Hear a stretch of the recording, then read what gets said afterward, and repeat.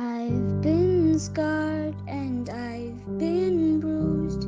I have learned just what to do.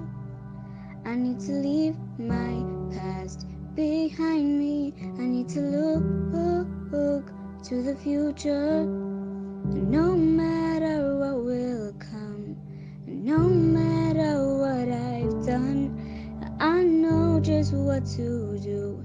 And that's all because of you.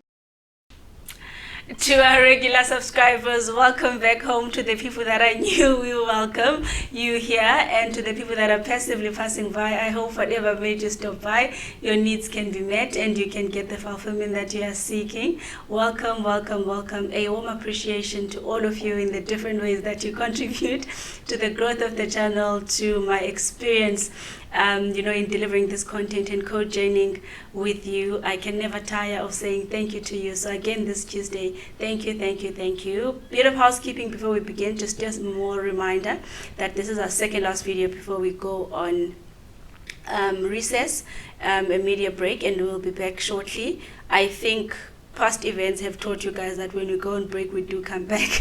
We do come back. So daily leave, guys, daily leave. I think we've been consistent enough to not be apprehensive when time to step down comes, because I think we've set a precedence that when we said we're here Tuesday, we're here Tuesday. When we said we'll be back shortly, we'll be back shortly. So yeah, media recess. I needed one much later last year because the channel didn't begin at the beginning of the year. So of course my need for a break is much earlier this year. And my tasks and demands have also increased, as you know. So yes, we will be gone and we will come back. I haven't decided how long the break will be, but it will be reasonable, I promise, and we'll finalize those details next week. So yes, before we begin, we're talking about something that's not so fantastic today, but I'm hoping it will maybe shed some light to some people, maybe change myths and perceptions in how people view the phenomena, and maybe the people that host the thought sometimes can maybe understand why and have courage to sit through that moment. And that's normally losing the will to live, when being alive and being dead seem to almost have a narrow gap between them. That swinging to the other side isn't such a big jump. And I suppose I want to orientate people to what normally happens in between, because I think the biggest shock when a person's desire to live starts going down and maybe they eventually even act on it, we normally get shocked because we're responding to the them that we know. Not the them who life adversity had chipped away at so many layers of their enthusiasm, so many layers of their self-belief, so many layers of their drive and motivation, that if life bekuthiwa ulapha ebalcony, it's literally like it chips and you come down, and it chips and you come down, and it chips and you come down. So we may be thinking, how massive must the leap be, to come from such a high of life to deciding to end it all together. And I want to almost orientate you to think they literally just stepped down. It wasn't a massive change, because the things that make life were completely absent. That deciding this isn't life anymore, or this and death don't seem too different, wasn't often a very difficult decision to make. And perhaps to have empathy that when you're at a place where because death is mysterious, hence most of us are anxious of it, that you don't really know how it feels and what you go through in the final moments of living. It speaks to a tremendous amount of pain if that mystery doesn't even scare you anymore, like you don't care, because you're so convinced that whatever pain you are going to feel cannot outweigh this one you are feeling now. That's normally the mentality. And of course, we know this from the people that have attempted and didn't succeed, and the people that are highly suicidal and on their way there. This is the kind of content, that we are necessary. Because I know some people will be like, how do you know? We know from the people that were at this point and we're fortunate to come back, that it was at the end, and crossing over was literally just a step. It wasn't a massive effort at all. And mental health is a big reason behind this, when especially depressive mood disorders, especially depression, when you've lost joy, because anhedonia is almost losing the experience and the sense of pleasure in things that were previously nice, and you just kind of Okay, whether it works or it doesn't work, whether there's nothing stimulates you, drive, motivation, the things that make you get up from bed and walk to the kitchen and do stuff, it starts removing you from the capacity to carry out life, and even if the demands are small, then you start not living.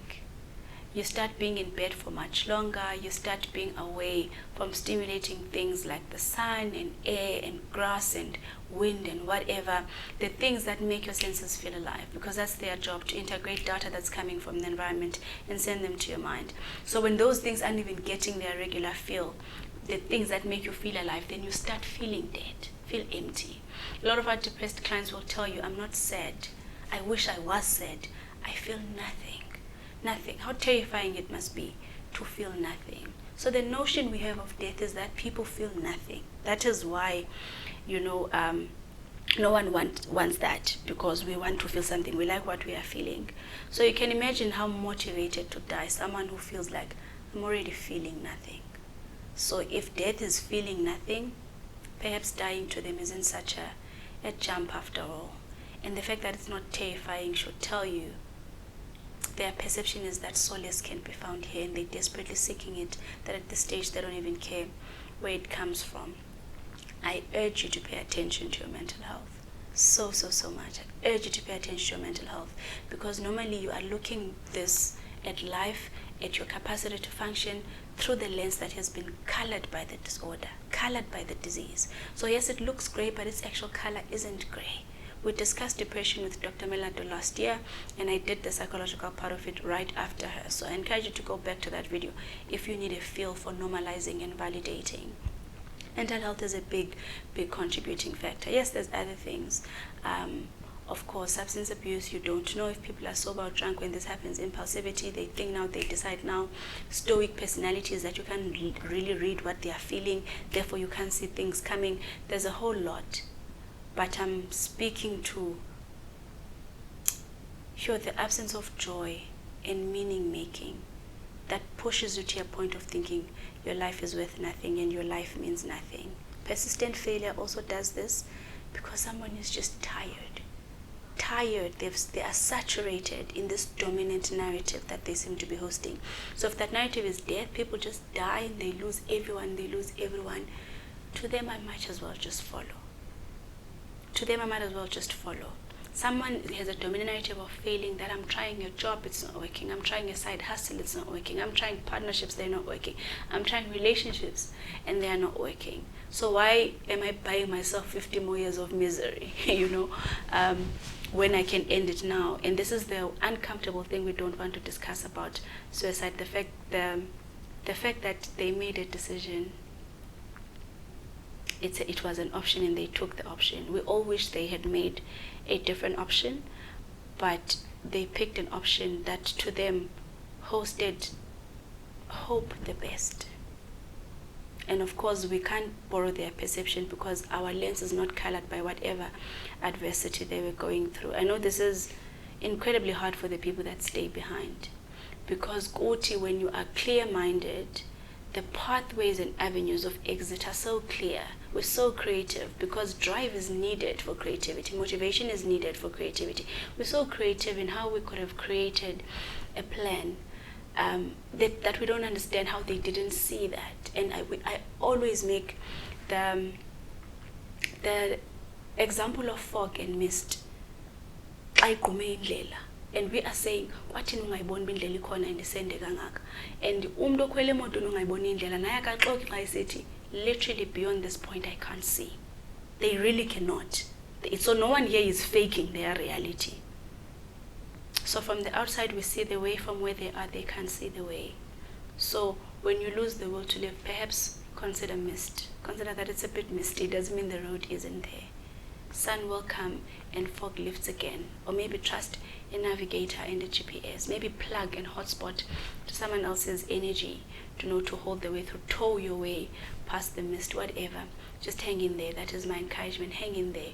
The nature of feelings are very fleeting, very, very fleeting. And when you get to a point of hosting them long enough, you get to learn that they don't often last indefinitely. When you've been in pain for a long time, it feels like you've always been in pain. But when you borrow the perspective of another person, they tend to remind you of the time when you weren't in pain. Also, things like making impact or knowing what impact you make, sometimes you do it for the people you make impact kubo. So when you isolate yourself from those people, limited that you make impact and perhaps encourage you to stay. And life has just gotten so much harder, guys. Our resources are depleted, yet the difficulties are mounting. Recession, unemployment rate, now there's a pandemic. There's just cost of living is ridiculously high. The drought is hiking food prices. Even things as small as going to buy groceries is stress, because what 500 could manage now back then and what 500 can manage now. So awukwazi ukuxola ukuthi sewuzame 500 ubona ayo mali. Kwayona uba ngabheka kule corner sistress bangabheka kule corner sistress bangabheka. So of course people's desire to do more of this isn't so great. If this is life the way that it seems, most people aren't motivated, because it's like, hey, andimbona out and if uyiyo lena, then kuhlelelwe ndoni apha. And then we add more things like pandemics, and like on top of ezibesinazo ingxaki kukhwenye that someone just doesn't believe in their capacity to forge through, because behleli blind even before stress zongezeleke. It passes. I kid you not. Adversity by its very nature is temporary. So is joy, by the way. Just life experiences, all of them are cyclical. They make a turn. Now, when a narrative, life is dominant, it's hard to see an alternative narrative. Alternative narratives are best told by an outside looker, because nguye oyivibe, but there's been alternative stories. It takes someone else who's listening at the quantity to be like, oh, akekho oko, and consider the many other times pointing out other successes that the pain may be clouding you from ba was born. And I don't want the people that stayed behind to have guilt that they didn't do enough. Even if you were doing enough, just like in Lily Corner, their perception is what matters the most. Did they perceive it to be so? Did they perceive it to be so? And for the people whose family is better with mental illness, they know sometimes even psychosis can lead to this, where they are not in their right state of mind. There has been a break and detachment from reality that ebengekho right, ebekho episode ngokubekenzeka lanto. So there's nothing that you could have done. You can't reverse by loving them harder the presence of psychosis.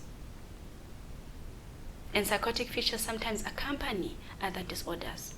So when the disorder is so severe, like your depression or your bipolar mood disorder, sometimes they can be accompanied by psychotic features that literally now make the risk of you rationalizing and reality testing very, very hard.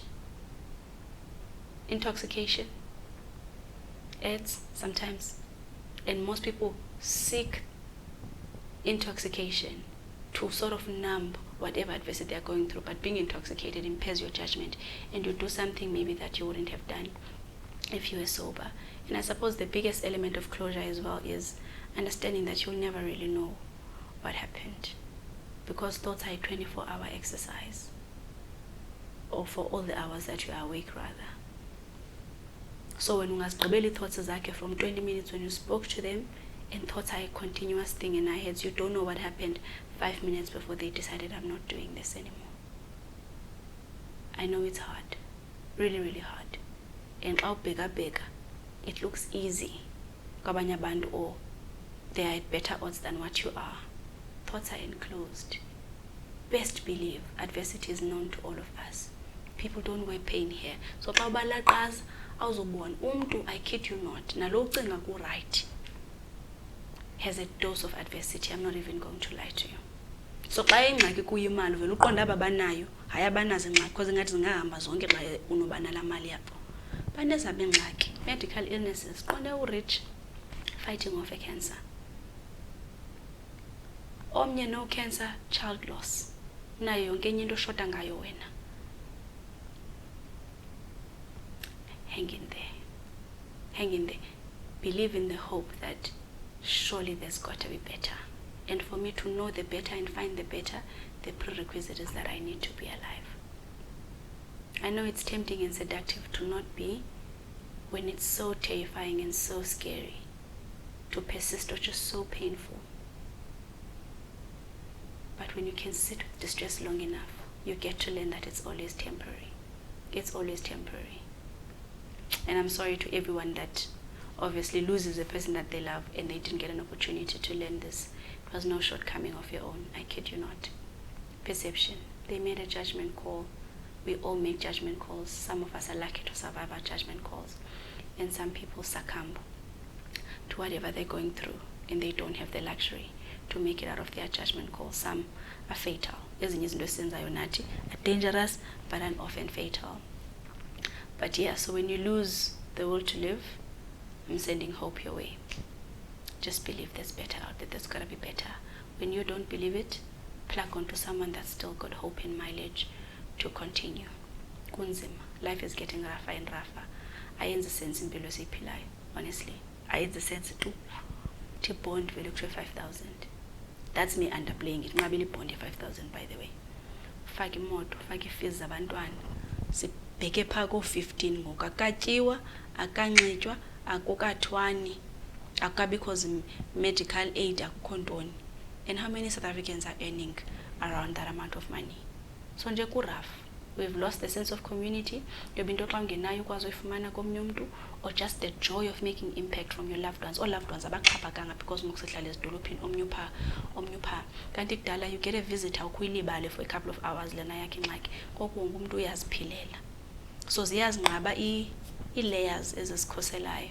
Yet the problems are piling and piling and piling. Hang in there. Hang in there. Kuraf nyani, you are not imagining it. That's what I'm saying. You are not imagining that kuraf nyani. But hang in there. Thank you. Ubonana Tuesday.